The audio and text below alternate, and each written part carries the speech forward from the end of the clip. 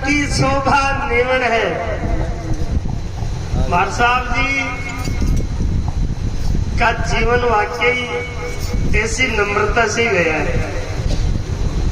और जिंदा आदमी है ना, जिंदा यदि पानी में गिर जाए, में टैंक में, तालाब में, समुद्र में, बड़ा ही डूबेगा।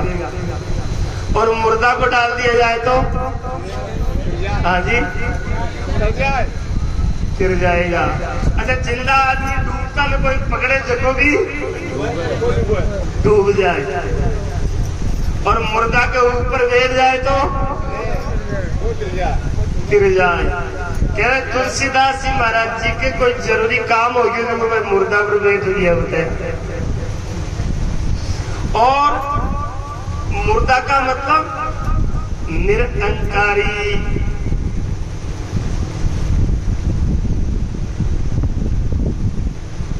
बिना घमंड के, बिना अभिमान के, सहजता, सरलता और आपका बड़ापन दूसरे को नहीं बताता हुआ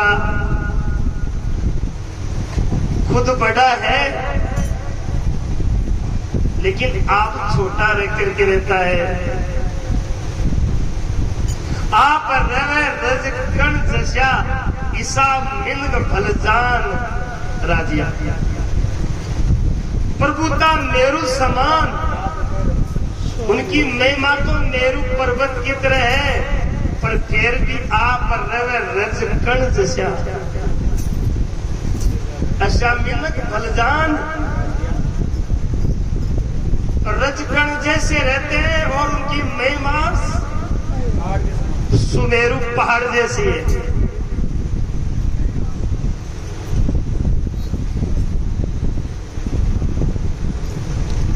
मस्तराम मुर्दों से बोले, कुछ हमसे भी बतलाओगे? मस्तराम मुर्दों से बोले, कुछ हमसे भी बतलाओगे? मुर्दों में से एक मुर्दा बोला, मुर्दों में से एक मुर्दा बोला, मर जाओ तो सुख पाओगे। अवसर है अनमोल, अवसर है अनमोल, काम कुछ ऐसा कर जा, पाकर गुरु से ज्ञान, यार मरने से पहले ही मर जा। पाकर गुरु से ज्ञान, यार मरने से पहले ही मर जा। अपने घट में बैठ निरंतर, अपने ही घट में बैठ निरंतर, न किसी के घर जा। प्रभु नाम का, गुरु नाम का सुमरन करके भवसागर से फिर जा। पर पाकर गुरु से ज्ञान, यार मरने से पहले ही मर जा। जीते जी मरजीवा संदा दसे, तन मन सुरत समाय, बीच कहूं अटके नहीं, शीत समाले जाय। रमैयो कोने 20 रूमन सदगुरु दियो बताए। उनको शास्त्रों में मरजीवा कहा। वो जीते जी इस शरीर, अपना जो शरीर है, जो देव हम की जो भ्रांति है, इससे निवृत्त हो गए। जीवो हम, इसकी जो भ्रांति है, अहंकार है, उससे वो दूर हो गए। शिवो हम, ऐसी अनुभूति वो जीते जी पा गए। 4 प्रकार के, 4 प्रकार के हमारे शास्त्रों में आभास बताए।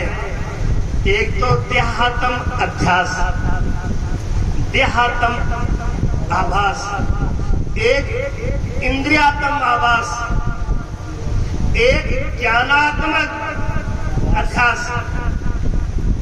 एक तो कहता है देह मैं हूं, ये अध्यास, ये ब्रह्म। एक कहता है देह तो मैं नहीं हूं, लेकिन इंद्रिया में हूं, मैं देखता हूं, मैं खाता हूं, मैं सुनता हूं, ये अध्यास है। एक कहता मैं ज्ञानी हूं, मैं जानकार हूं, मैं वक्ता हूं, ऐसा अभिमान। ज्ञानाभ्यास, ज्ञाना मतलब उसको शास्त्रों में कहा मनसातम। और फिर है चौथा है इंद्रियातम, देहातम, इंद्रियातम, मनसातम और ज्ञानातम। ये 4 आभास हमारे शास्त्रों में लिखे हैं। लेकिन इससे आगे वो विद्वान ज्ञानी आगे पहुंच जाता है अध्यात्म, अर्थात शिवोहम। शिवोहम की जगह भी सर्वोहम, सर्वखलम विदम ब्रह्म नैनानास्ति किंचन। इसलिए ये ज्ञान प्राप्त करने की जो स्कूल है वो सत्संग है। इसलिए महात्मा ने कहा सत्संगत में जाना चाहिए, कष्ट पड़े सो सहना चाहिए, कटु वचन नहीं कहना चाहिए, सभा बीच में आए के कोई भजन सुनाना चाहिए, मनुष्यों ने पाए के तेरे गुण गाना चाहिए। धर्म कर्म कुछ करना चाहिए, पाप कर्म से डरना चाहिए, दिल में धीरज धरना चाहिए, हरिचरणा चितलाए के कुछ प्रेम बढ़ाना चाहिए, मनुष्यों ने पाए के तेरे गुण गाना चाहिए। सत्य पर डट जाना चाहिए। इस संसार में साचे बाचे राम राचे, सत्य में जयते। सच्चाई छुपती नहीं बनावटी वसूलों से, सुगंधी आती नहीं कागज के फूलों से। इस जीवन में व्यवहार में सत्यता को अपना लेना ही परमात्मा को प्राप्त करना है। भागवत का एक मूल मंत्र है सत्य परम धीमहि। यदि वो वक्ता कहता जैसा है तो भागवत कथा भगवान तुरंत ही फल देगी, और कहता कुछ है कुछ तो धोखा है, दंड मिलेगा। श्रोता वही है कि जो सुने उसको गुणे और फिर जीवन में चुने। एक महात्मा भागवत कथा सुना रहा और वह कथा में श्रोता में कहे तो वह श्रोता कहे सत्य वचन महाराज, सत्य वचन महाराज। महात्मा ज्ञानी मैं सोचा ए लोग कह रही है वास्तव में सत्य वचन समझ में आवे। तो महात्मा बोला सुनो, एक 10 किलो की बेली ही गुड़ की क्या सत्य वचन महाराज, पर 10-50-100 माखिया बैठगी क्या सत्य वचन महाराज, और वह माखिया बिन पाखड़ा में दबार ले उड़गी क्या सत्य वचन महाराज। महात्मा बोले रे ऐसा श्रोता मन ही किटाऊ मिले होते।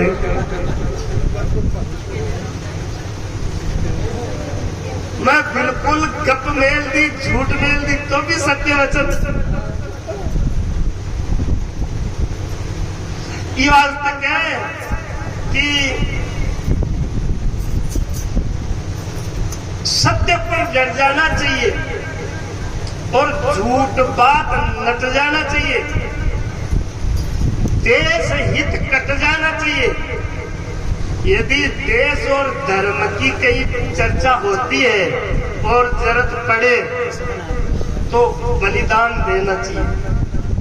हमारे शास्त्र कहते हैं कि एक आदमी के बलिदान देने से पीछे परिवार बचता है तो उसको बलिदान दे देना चाहिए। 5 लाख तो आराम का होता। यदि एक परिवार की बलि देने से गांव बचता है तो उसको बलि दे देनी चाहिए, और यदि एक गांव की बलि देने से देश बचता है तो उस गांव को बलि दे देनी चाहिए। आप लोगों ने कभी नहीं सुना होगा, मैं आप लोगों से निवेदन करता हूं कि कि आप बौद्ध धर्म में जाओगे तो वहां एक रिवाज है कि जिसकी शादी होगी उसका पहला जो संतान होगी, पहला चाहे बच्चा हो चाहे बच्ची हो, वो अपने धर्म के प्रचार के लिए देंगे। पहली जो दंपति की शादी होने के बाद पहली जो संतान होगी, चाहे लड़का हो चाहे लड़की, वो धर्म के प्रचार के लिए देंगे। इसलिए आज उनके धर्म में प्रचारकों की, नारी और पुरुषों की कोई कमी नहीं है। लेकिन मैं आप लोगों से कह रहा हूँ, मैं आप हिंदुओं से कह रहा हूँ, क्या आपने कभी सोचा ऐसा कि पूरे गांव में एक तो प्रचार में होना ही चाहिए, पूरा गांव का मिल एक आदमी तो छोड़ना चाहिए।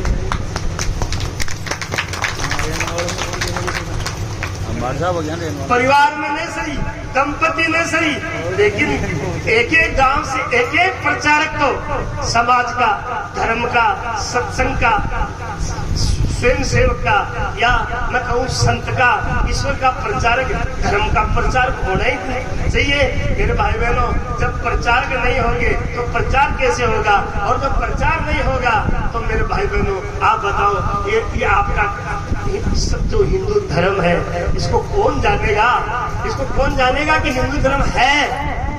इसलिए मैं आप लोगों से निवेदन करता हूँ कि आप सुबह उठिए और उठते ही अपने बच्चों को अपने साथ जगाइए और उनको भी स्नान कराइए, फिर उनको आप मंदिर में लेके जाइए या घर में जब पूजा करते हो वहाँ बिठाइए, फिर आप तिलक लगाइए, उनको भी प्रेरणा कीजिए कि हमारा हिंदू है, हम तिलक लगाया करते हैं, तिलक लगाइए और बच्चों को तिलक लगाना सिखा दीजिए। और जब बच्चे तिलक लगाना सीखेंगे तो धीरे धीरे चोटी रखना भी सीखेंगे।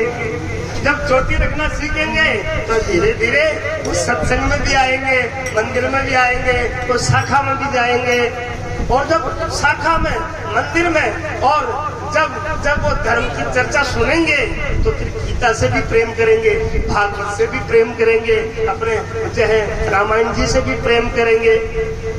और जब रामायण से, जब गीता से जब प्रेम करेंगे तो ये तो श्रृंखला है, चैन है, फिर उनको साधु भी अच्छे लगेंगे, संत भी अच्छे लगेंगे और अपने धर्म के प्रचारक भी उनको अच्छे लगेंगे।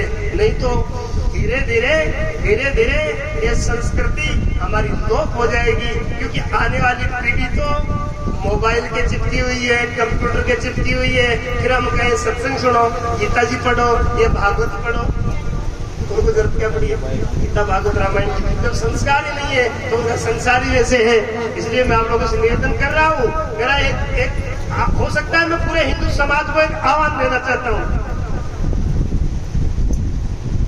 कि हम दो हमारे दो, ये एक सुनने में मिल रहा है सब जगह हिंदू समाज में कि हम दो हमारे दो, बस ये संसार है। लेकिन मैं आप लोगों से निवेदन करता हूँ कि हम दो नहीं, हम तीन, हमारे तीन, हम दो हमारे तीन, ये नारा होना चाहिए। एक तो अग्निवीर सेना में जाना चाहिए, एक घर में रहकर के गृहस्थी जीवन को चलाना चाहिए, और एक संत बनना चाहिए, नहीं धर्म का प्रचारक बनना चाहिए हर घर में। यदि हम इस प्रकार से समाज का विकास करेंगे, समाज में धर्म का प्रचार करेंगे, तो मेरे भाई बहनों आने वाला भारत आप अच्छा देख पाओगे। नहीं तो आप जानते हो 3 दिन से नेट बंद क्यों है। इसलिए मैं ज्यादा आप लोगों से निवेदन ज्यादा नहीं कह सकता, मैं आप लोगों को इतना ही कहूंगा, क्योंकि थोड़ा कहने पर आप लोग ज्यादा समझ जाते हैं। जैसे मैं कहूँ नल आ गया, मैं कहूँ नल आ गया तो आप समझ गए क्या आ गया, क्या आ गया? हाँ, नल आ गया, इसका मतलब पानी। इसलिए मैं आप लोगों से कह रहा हूँ कि 3 दिन से नेट बंद क्यों है? क्यों? क्योंकि हम दो हमारे दो, दूसरे लोगों की स्कीम है हम 4 हमारे 40। तो आपके तिलक पहले भी चाट गए थे, आपकी चोटियां पहले भी कट गई थी, टोपियां आ गई थी, और पहले आपके मंदिर आश्रम और ये सब मंदिर बनाना, आश्रम बनाना, ये कोई बहुत बड़ी बात नहीं है। लोग उसको उठा करके नमाज पढ़ना शुरू कर देंगे।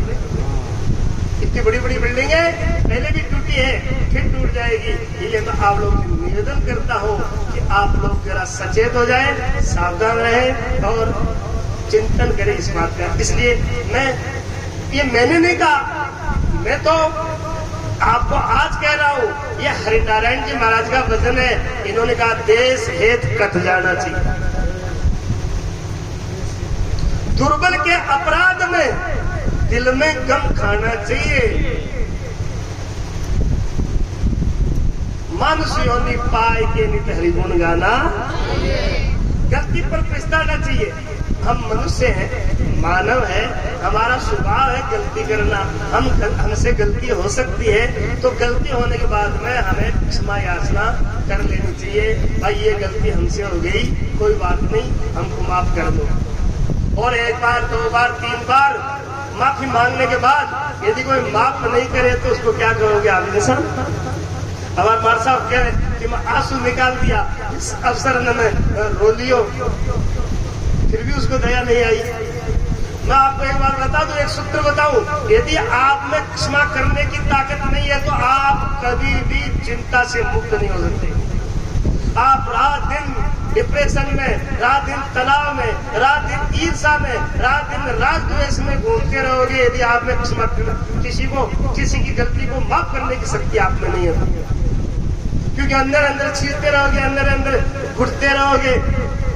इसलिए ये सबसे बड़ा एक मार्ग है, जिसकी गलती हो जाए उसको आप नजरअंदाज कर दो, उसको माफ कर दो। वैसे जीवन में तीन चीज सुख से जीने के लिए जरूरी है। तीन चीज क्या? एक नंबर नजरअंदाज कर दो। 2 नंबर सहन कर लो। 3 नंबर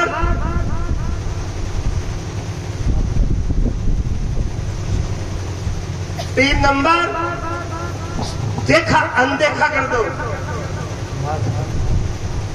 जैसे देखा ही नहीं आपने, बहुत कुछ हो गया लेकिन आपने देखा ही नहीं। हाँ भाई पता नहीं हमको क्या हो गया, पता नहीं। यदि ये सूत्र हमारे जीवन में आएगा तो हम शांति से, हम सहजता से, सरलता से इस मनुष्य जन्म का आनंद ले पाएंगे। नहीं तो सत्संग हो रही है, वो इतनी देर ही आप लोगों का बात समझ में आवली, और सत्संग से बाहर निकला बाद में मैं खाती से सो और कोई गुआड़ी और कोई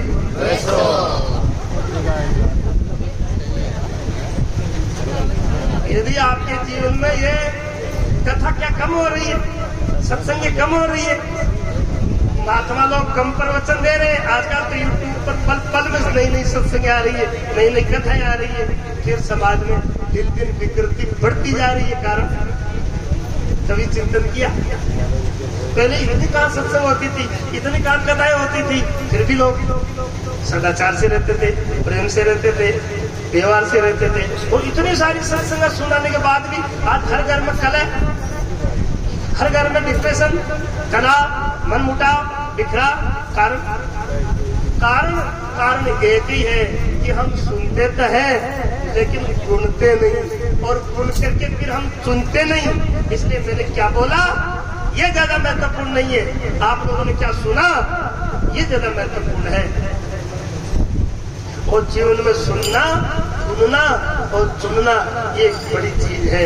इसलिए पद में कहा गलती पर खिसकाना चाहिए, मूर्ख को धमकाना, हरिनारायण गाना चाहिए। आप और हम तभी भगवान के भजन कर पाएंगे जब हमें शुरू से संस्कार रहेंगे। अचानक लाकर के आप सत्संग में बिठाओ देंगे किसी को, वो कितनी देर बैठेगा? कितना ही अच्छा प्रवचन करो, कितना ही अच्छा गायन करो, वो 1 घंटा आधा घंटा बाद में कहेगा बस मरता बस। क्यों? संस्कार ही नहीं अंदर, उन्हें प्रेम ही नहीं अंदर। और उसे फिल्म में ले जाके बैठा दो, नाटक में ले जाके बैठा दो, और कहीं सिनेमा हॉल के सामने ले जाके बैठा दो, पूरी रात बैठा रहेगा। कारण उसका उतर लगा। वो तो जिसका जहाँ प्रेम है वो वहीं जाता है। इसलिए हमें शुरू से ही समाज में संस्कार देने होंगे। और आप जानते हो कि हनुमान जी महाराज जब लंका में गए और सीता माता की खबर लेने के लिए, तो सबसे पहले वृक्ष की शाखा पर बैठे थे जहां से उन्होंने मुद्रिका गिराई थी।